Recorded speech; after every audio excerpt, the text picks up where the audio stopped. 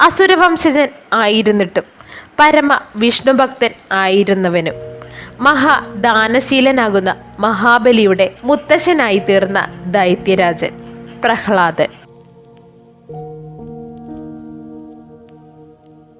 ശ്രീ മഹാവിഷ്ണു ഭഗവാന്റെ ദ്വാരപാലകരാകുന്ന ജയവിജയന്മാർക്ക് ഒരിക്കൽ ബ്രഹ്മസന്തതികളാകുന്ന സനത് കുമാരന്മാരുടെ പക്കൽ നിന്നും ശാപം ഏറ്റുവാങ്ങേണ്ടതായി വരുന്നു.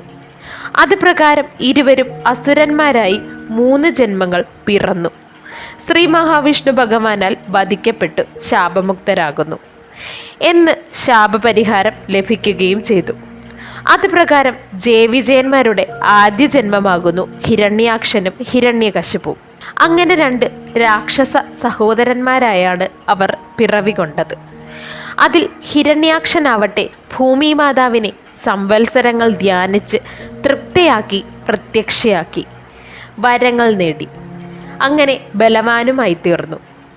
അങ്ങനെ ആ ബലത്താൽ അവൻ സ്വർഗം കീഴടക്കി ദേവന്മാരെ സ്ഥാനഭ്രഷ്ടരാക്കി. അങ്ങനെ സ്വർഗം നഷ്ടമായ ദേവന്മാർ ഭൂമി ദേവിയെ അഭയം പ്രാപിക്കുകയും ഭൂമിയുടെ അഗാധ ഗർത്തങ്ങളിലും മലമടക്കുകളിലും ഓടി ഒളിച്ചു.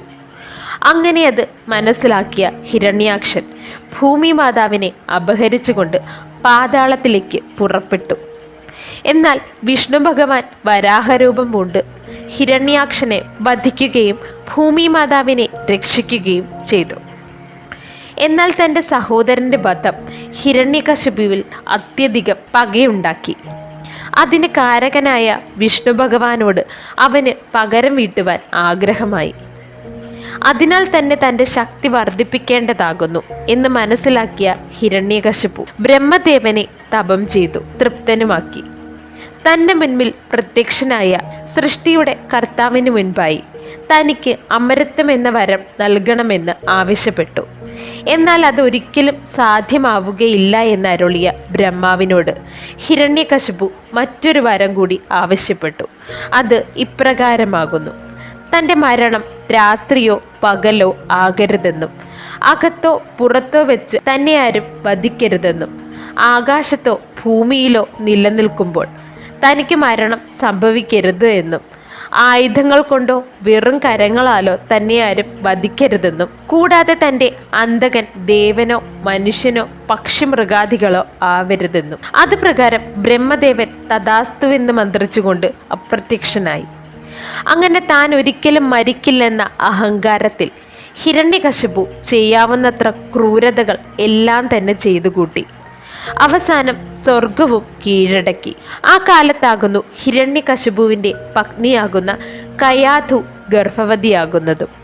അങ്ങനെയിരിക്കെ ആ കാലത്ത് ദേവരാജൻ അവളെ കാണുകയും തങ്ങളോട് ഹിരണ്യകശിപു കാട്ടിയ പകയിൽ അവളെ ദേവരാജൻ തട്ടിക്കൊണ്ടു പോകുകയും ചെയ്തു.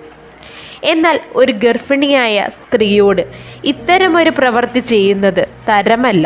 അതിനാൽ തന്നെ അവളെ സംരക്ഷിക്കേണ്ടതാകുന്നുവെന്ന് മനസ്സിലാക്കിയ നാരദമുനി ദേവേന്ദ്രനെ ആ മഹാപാപത്തിൽ നിന്നും പിന്തിരിപ്പിക്കുകയും നാരദാശ്രമത്തിലേക്ക് കയാധുവിനെ കൂട്ടിക്കൊണ്ട് പോകുകയും ചെയ്തു. അവിടെ അവൾ ജീവിക്കുന്ന കാലം അത്രയും പരമ നാരായണ ഭക്തനാകുന്ന നാരദ ഋഷി അവളോട് വിഷ്ണു കഥകളും നാമങ്ങളും കീർത്തനങ്ങളും എല്ലാം തന്നെ പറഞ്ഞു കേൾപ്പിച്ചു കൊണ്ടേയിരുന്നു. അങ്ങനെ ഗർഭകാലം പൂർത്തിയായി. അവൾ ആശ്രമത്തിൽ വെച്ച് തന്നെ ഒരു ഉണ്ണിക്ക് ജന്മം നൽകി. അവനാകുന്നു പ്രഹ്ലാദൻ. മാതൃഗർഭത്തിൽ വെച്ച് തന്നെ വിഷ്ണുനാമം കേട്ട് വളർന്ന ആ കുഞ്ഞ് സ്വാഭാവികമായും ഒരു പരമ വിഷ്ണുഭക്തനായി തീർന്നു ശൈശവത്തിൽ തന്നെ.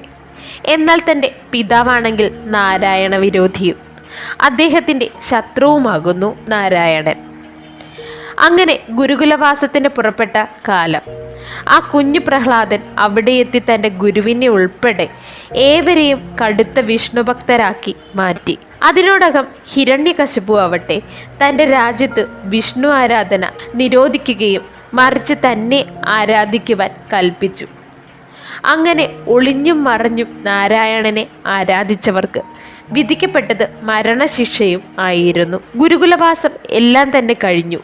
തിരികെ കൊട്ടാരത്തിലെത്തിയ പ്രഹ്ലാദന്റെ വിഷ്ണുഭജനം കണ്ടിട്ട് ഹിരണ്യകശിപു അതീവ കോപിതനായി. സ്വന്തം പുത്രനായിട്ട് പോലും അവനെ ഇല്ലാതാക്കുവാൻ ആ ദുഷ്ടനായ പിതാവ് പലതവണ ശ്രമിച്ചു. എന്നാൽ ഭഗവാന്റെ കൃപയാൽ ആ അപകടങ്ങളിൽ നിന്നും എല്ലാം തന്നെ അവൻ രക്ഷപ്പെട്ടു. അങ്ങനെ ഇരിക്കെ ഒരു സന്ധ്യാവേളയിൽ പ്രഹ്ലാദനെ വധിക്കുവാൻ ചിതയൊരുക്കുകയും അതിൽ ജീവനോടെ അവനെ കിടത്തുവാനും തുനിഞ്ഞു ഹിരണ്യകശിപു. ആ വേള അയാൾ ആ കുഞ്ഞിനോടായി ചോദിച്ചു, നാം നിന്നെ വധിക്കുവാൻ പോവുകയാണ്, എവിടെ നിന്റെ വിഷ്ണു എന്ന് ആക്രോശിച്ചു. അപ്പോഴും നാരായണ മന്ത്രം ഉരുവിട്ടുകൊണ്ട് ഒരു ചെറു പുഞ്ചിരി തൂകി പ്രഹ്ലാദകുമാരൻ ഭഗവാൻ തൂണിലും തുരുമ്പിലും ഉണ്ടാകുന്നുവെന്ന് അരുളി. അങ്ങനെ പറയവേ കൊട്ടാരത്തിൻ്റെ സദസ്സിലെ ഒരു തൂണ് പിളർന്നുകൊണ്ട് ഒരു ഉഗ്രരൂപി അവതരിച്ചു. അദ്ദേഹത്തിൻ്റെ രൂപമാകുന്നു ശംഖ് ചക്ര ഗദാപത്മധാരിയായ ഒരു ഉടലും സിംഹത്തിൻ്റെ ശിരസോട് കൂടിയതുമായ ഉഗ്രകോപിഷ്ഠനായ നരസിംഹം. ആ രൂപം കണ്ടതും ഹിരണ്യകശിപു വെട്ടിവിറച്ചു. പ്രഹ്ലാദനാവട്ടെ ആനന്ദാശ്രു പൊഴിച്ചു, തൻ്റെ സ്വാമിയുടെ ദർശനഭാഗ്യം സിദ്ധിച്ചതിൽ. അങ്ങനെ ഹിരണ്യകശിപുവിൻ്റെ വരത്തിൽ പറഞ്ഞതുപോലെ പകലും രാത്രിയുമല്ലാത്ത സന്ധ്യാസമയത്താകുന്നു നരസിംഹാവതാരം. സിംഹത്തിൻ്റെ തലയും മനുഷ്യൻ്റെ ഉടലുമാകുന്ന നരസിംഹം തന്മൂലം മനുഷ്യനോ ദേവനോ മൃഗമോ പക്ഷിയോ ഒന്നും തന്നെയല്ല. ഹിരണ്യകശിപുവിനെ എടുത്തുകൊണ്ടുപോയി ഭഗവാൻ അയാളെ തൻ്റെ മടിയിൽ കിടത്തി നഖങ്ങൾ ഉപയോഗിച്ച് മാറുകീറി പിളർന്നു കൊന്നു. കൊട്ടാരത്തിൻ്റെ ഉമ്മറപ്പടിയിൽ വെച്ചാണ് അത് സംഭവിച്ചത്. അതിനാൽ തന്നെ വരത്തിൻ്റെ മറ്റ് നിബന്ധനകൾ പാലിക്കപ്പെടുകയും ചെയ്തു. അതായത് അകത്തുമല്ല പുറത്തുമല്ല. ഹിരണ്യകശിപുവിനെ വധിച്ചിട്ടും കോപമടങ്ങാതെ നിന്ന ഭഗവാൻ പ്രഹ്ലാദന്റെ സ്തുതിഗീതങ്ങൾ കേട്ട് ശാന്തസ്വരൂപിയായി അവനെ അനുഗ്രഹിച്ച ശേഷം അപ്രത്യക്ഷനായി. പിന്നീട് ആ ദൈത്യരാജ്യത്തിൻ്റെ തലവനായി പ്രഹ്ലാദൻ വാണരുളി.